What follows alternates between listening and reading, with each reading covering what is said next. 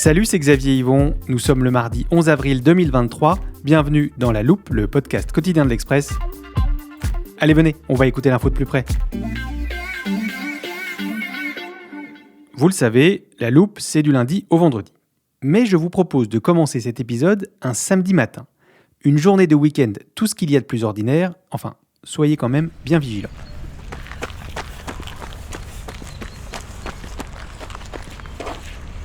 Je finis mon footing matinal et sur le chemin du retour, je pense à mon petit déjeuner. Il va me falloir de quoi tenir jusqu'à ce midi, alors je m'arrête chez le primeur et rien de mieux que le fruit du sportif, plein d'énergie avec sa belle peau jaune, un citron. En rentrant, je croise un voisin dans le hall de mon immeuble. Salut, alors la cerise aujourd'hui ? Je l'aime bien, il est sympa. Je vous passe le ménage du samedi et je vous emmène directement en cuisine. Le risotto mijote, mais j'avoue que j'ai envie d'un petit dessert. Allez, je me motive pour faire ma fameuse recette, le tomato bread. C'est vraiment parfait quand vous avez des tomates un peu trop mûres et que vous ne voulez pas les jeter. Hop, 3 œufs, un peu de farine, du beurre fondu. J'ajoute mon ingrédient secret et on enfourne. Après le déjeuner, direction le cinéma. Et je ne sais pas vous, mais à chaque fois que je vois des gens manger dans un film, ça me donne faim. Bon, c'est le week-end, j'ai fait un jogging, on peut bien s'autoriser un petit goûter. J'opte pour ma glace préférée, un ananas split. Délicieux. Le temps de quelques courses et je retrouve mes amis dans un bar pour la soirée. Ah, j'adore cette chanson, écoutez. Bon, j'espère que vous n'avez pas eu besoin d'écouter ce début de podcast 3 fois pour trouver ce qui clochait. J'ai délibérément enlevé de mon histoire le nom d'un aliment, peut-être votre fruit préféré, la banane. Oui, je sais, ça fait un drôle d'effet. On n'imagine pas notre quotidien totalement sans elle, et pourtant, depuis des décennies, elle est au cœur d'une guerre commerciale et politique. Une bataille accentuée par les crises actuelles, énergie, pouvoir d'achat, écologie. Mais est-ce au point de voir la banane française disparaître de notre quotidien ? Pour répondre, on a décidé de consacrer 2 podcasts à ce fruit symbole d'une mondialisation effrénée. Épisode 1, banane française contre banane dollar.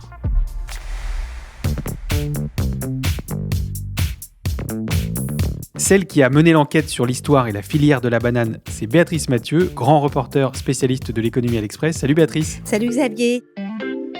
Si ça te va, moi j'aimerais qu'on commence par parler de 2 bananes un peu différentes. Des variétés ? Non, pas exactement, parce que la banane que tu manges, c'est de la Cavendish. Mais en fait, moi je vais te parler de 2 bananes, la banane française et puis de l'autre, la banane dollar. Et je préfère d'abord commencer par la banane française. Très bien, je t'écoute Béatrice. Alors on va parler de la banane antillaise, parce qu'on est d'accord, à Limoges, tu n'as pas de bananier qui pousse dans les jardins. Oui, j'en ai jamais vu là-bas. Non. Alors aux Antilles, la culture intensive de la banane est née d'une crise, celle de la canne à sucre dans les années 50. Car à ce moment-là, on a l'arrivée de la concurrence du sucre de betterave. C'est la betterave sucrière qui est fabriquée en métropole. Et ce sucre de betterave coûte beaucoup, beaucoup moins cher à produire et à cultiver en fait que le sucre de canne. Et donc, pour les producteurs de sucre de canne, il faut trouver autre chose. Et donc, ils vont changer en fait tout leur modèle économique et se mettre à cultiver la banane. À ce moment-là, De Gaulle fixe un cadre et il dit 2/3 des fruits importés en métropole, des fruits, je parle des bananes, viendront des Antilles, le reste des ex-colonies. Et ça va durer pendant des années. Il y a même des droits de douane préférentiels qui vont s'appliquer dans toute l'Union européenne pour ces bananes antillaises. Et ça, ce système va fonctionner jusqu'en 1993. Et qu'est-ce qui se passe à ce moment-là ? Alors, je vais y venir. Mais avant, je vais avoir besoin de t'expliquer ce qu'est d'abord la banane dollar. Okay. Alors, c'est une banane qui est produite en Amérique du Sud et en Amérique centrale, au Costa Rica, en Équateur, au Guatemala, principalement par des multinationales américaines gigantesques. C'est Chiquita, Del Monte. C'est vraiment des multinationales énormes qui ont un rôle évidemment économique, mais aussi géopolitique. Tu as un exemple de ça ? Alors rapidement, mais c'est parce que c'est une drôle d'histoire. Ces puissantes multinationales américaines ont longtemps fait la pluie et le beau temps en Amérique du Sud et notamment en Amérique centrale, car elles étaient totalement noyautées par la CIA. Et beaucoup de coups d'État en Amérique du Sud, se sont faits au travers de ces multinationales et elles étaient des relais très très importants de la CIA dans la région. Le business de la banane en lien avec la CIA. Je vous avais prévenu, chers auditeurs, on ignore beaucoup de choses sur ce fruit. Béatrice, si on en revient à notre banane antillaise, que se passe-t-il donc dans les années 90 ? Alors, je t'expliquais que cette banane avait des droits spécifiques pour l'importation. Et ça, forcément, ça ne plaît pas aux concurrents, les producteurs de la fameuse banane dollar. Et puis alors, les États-Unis, ils savent très, très, très bien défendre leurs champions, comme toujours. Et ils se sont lancés à l'assaut du vieux continent, attaquant toutes les barrières protectionnistes européennes devant l'Organisation mondiale du commerce. La bataille de la banane a duré pendant plus de 10 ans. Ça a été un conflit extrêmement dur entre l'Europe et les États-Unis. Et c'est de l'aveu même de Pascal Lamy, qui est l'ancien directeur général de l'OMC, qui a suivi cette bataille pendant tout son mandat à l'OMC, qui nous dit qu'il y avait le conflit Airbus-Boeing, et puis tu avais le conflit de la banane entre les États-Unis et l'Europe, et qui était extrêmement rude. Et qui finit par remporter la bataille ? La banane dollar. L'OMC a donné tort à l'Union européenne dans le différend qui les opposait avec les États-Unis et à 4 pays d'Amérique latine. Et une à une, au fil des années, toutes les digues qui protégeaient en fait ces bananes antillaises par ces droits de douane qui étaient plus importants sur la banane dollar, toutes ces digues finalement ont commencé à tomber. Et à partir de ce moment-là, les producteurs antillais, eux aussi, sont tombés, même plongés dans le grand bain de la mondialisation. Mais Béatrice, j'ai quand même une question. À part leur lieu de production, qu'est-ce qui différencie la banane antillaise de la banane dollar ? Alors, rien du tout. C'est la même chose, c'est la fameuse Cavendish. Donc, les variétés, l'aspect, le goût, tout ça, ça se ressemble vraiment. Alors, les puristes te diront qu'effectivement, une Cavendish sur un sol antillais, c'est pas le même sol qu'en Amérique. Donc, le goût, franchement, moi, j'en ai goûté beaucoup des bananes. J'ai pas vu de différence. Mais bon, la différence, quand même, c'est la façon de produire. Et ça, dans notre histoire, ça va vraiment compter et ça se complique. Et là, c'est pas vraiment la faute des États-Unis, mais de l'Europe elle-même.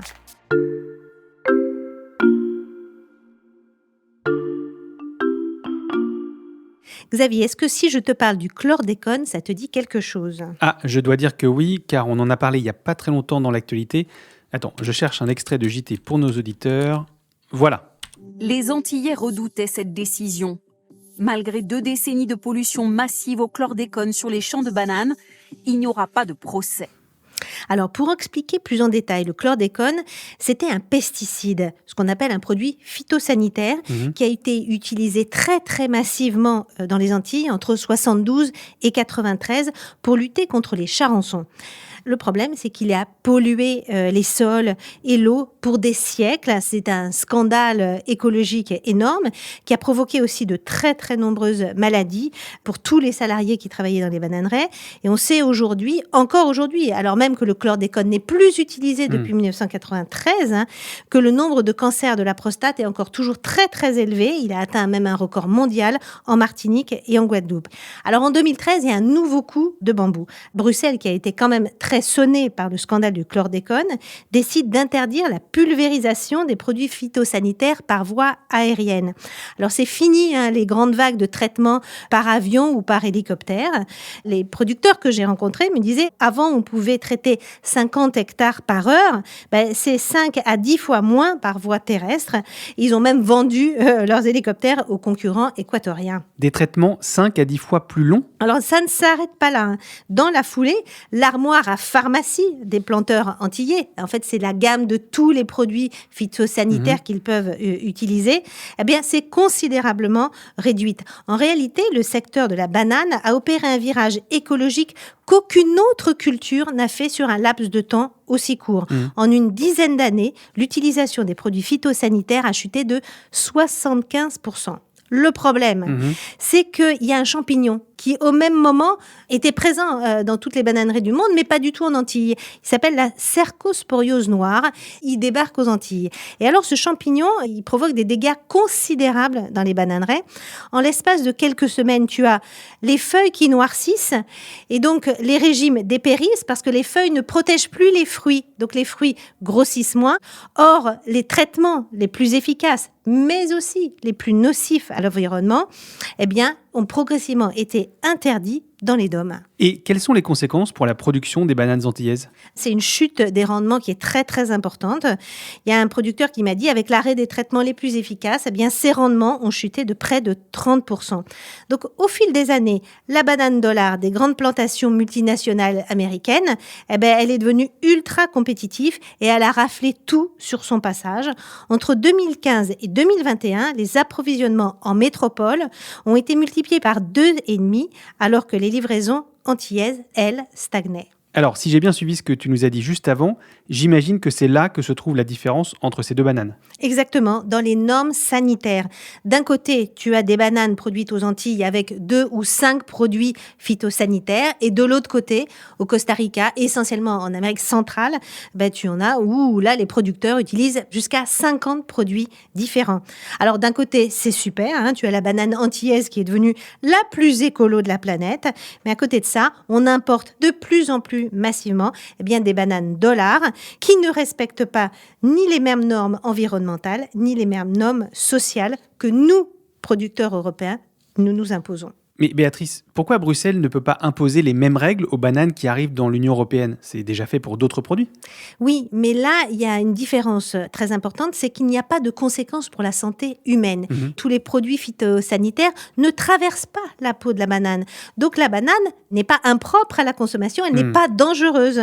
Il y a bien un danger pour les sols et puis pour ceux qui travaillent dans les bananeraies, mais pas pour le consommateur. Or, Bruxelles, depuis très très longtemps, n'est obsédée que par le consommateur. Et donc, ce que dit la filière banane antillaise aujourd'hui, comment peut-on parler de vraie concurrence quand les autres en face ne jouent pas avec les mêmes règles que nous ? Bon, je pense que nos auditeurs n'attendent qu'une seule chose, comme moi, c'est d'aller voir les conséquences de tout ça sur place. Je prépare le téléporteur et on part pour la Martinique dans une bananeraie.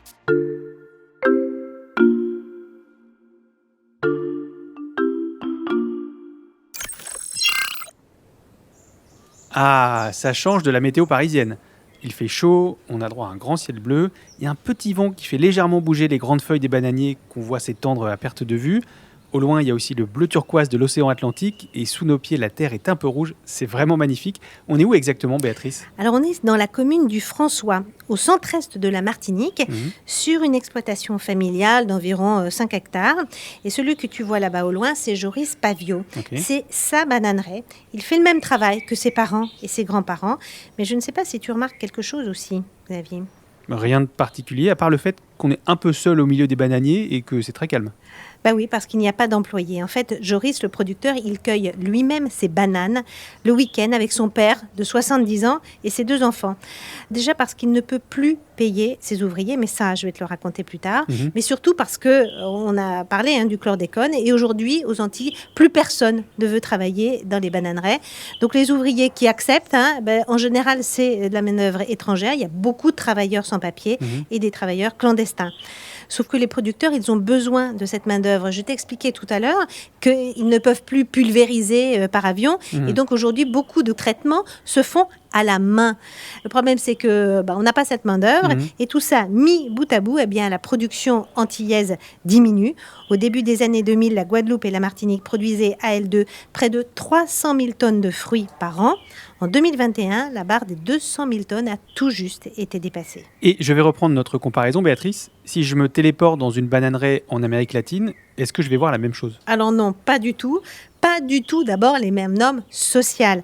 Là-bas, les ouvriers, ils travaillent 45 heures par semaine, ils sont payés $500 par mois et ont tout juste 2 semaines de congés par an. Les coûts de production d'un régime de bananes aux Antilles sont près de 40% plus élevés que ceux des grandes plantations d'Amérique centrale. On ne pourra jamais être compétitif et on ne pèse pas assez lourd pour fixer nos prix sur les marchés mondiaux. Voilà ce que nous disent les producteurs. Mais bon, les producteurs antillais tentent quand même de trouver des solutions. Lesquelles ? Alors en inventant des niches d'excellence, comme la banane de montagne guadeloupéenne, à la saveur particulière, ou la banane très écolo. Ils essayent de jouer la carte de la banane éthique, respectueuse des droits de l'homme, respectueuse de l'environnement. Et ça permet en fait de vendre le Made in France. Et ça permet surtout de vendre près de 30% plus cher. Alors 30%, c'est quand même une poignée d'euros de plus sur chaque tonne livrée aux grandes enseignes.